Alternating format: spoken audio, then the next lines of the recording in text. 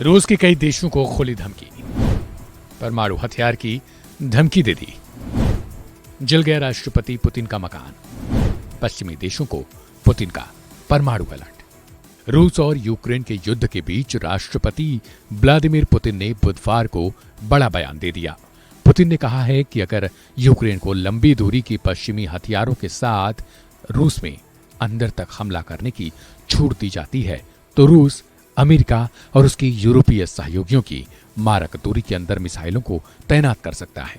Media reports के मुताबिक राष्ट्रपति पुतिन ने कहा है कि पश्चिमी देशों का यह मानना गलत है कि रूस कभी परमाणु हथियारों का उपयोग नहीं करने वाला है। इसके साथ ही व्लादिमीर पुतिन ने जर्मनी को भी सख्त लहजे में चेतावनी दी है।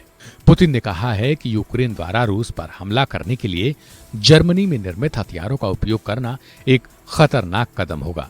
इसके जवाब में रूस परमाणु हथियार का प्रयोग कर सकता है।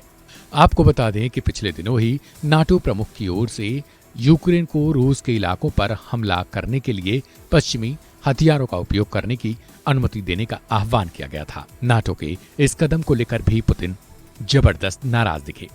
व्लादिमीर पुतिन की ओर से चेतावनी देते हुए कहा गया कि कीव को ज्यादा शक्तिशाली हथियारों के साथ रूस पर हमला करने की अनुमति देना एक गंभीर मुद्दा है जो पश्चिम को रूस के साथ युद्ध की ओर ले जा रहा है। पुतिन ने जर्मनी और अमेरिका पर कहा कि अब अगर वे रूसी क्षेत्र में प्रतिष्ठानों पर हमला करने के लिए मिसाइलों का उपयोग करते हैं तो इससे रूस और जर्मनी के संबंध पूरी तरह से बर्बाद हो जाएंगे।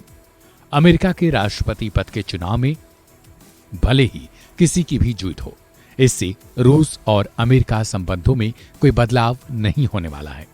अमेरिका के लोग जिस किसी को राष्ट्रपति चुनेंगे, हम उसके साथ मिलकर काम करेंगे। आपको बता दें कि फिलहाल रूस और यूक्रेन में युद्ध जारी है और आने वाले समय में कुछ बड़ा होने की भी आशंका जताई जा रही है। बीते 2 साल से भी अधिक समय से रूस और यूक्रेन के लोग एक युद्ध को भुगत रहे हैं जो उनके लिए बहुत बड़ा अभिशाप साबित हो रहा है। ये युद्ध ना रुकने का नाम ले रहा है, ना ही किसी तरीके से कम होने वाला है, क्योंकि ये दिन पर दिन लगातार बढ़ता हुआ रूप लेता हुआ नजर आ रहा है, जिसमें कई बार ऐसा लगता है कि नाटो भी अब इस युद्ध में कूदेगा और फिर ये युद्ध धीरे धीरे वैश्विक स्तर पर भी अपना प्रसार कर लेगा। लेकिन क्या आने वाले दिनों में कोई बड़ा बदलाव होगा या फिर रूस के राष्ट्रपति का यह बयान कोई बहुत बड़ा संकेत दे रहा है? इस खबर पर आप अपनी प्रतिक्रिया कमेंट बॉक्स में जरूर लिखें और ऐसी ढेर सारी खबरों से जुड़े रहने के लिए सब्सक्राइब करें वन इंडिया हिंदी को।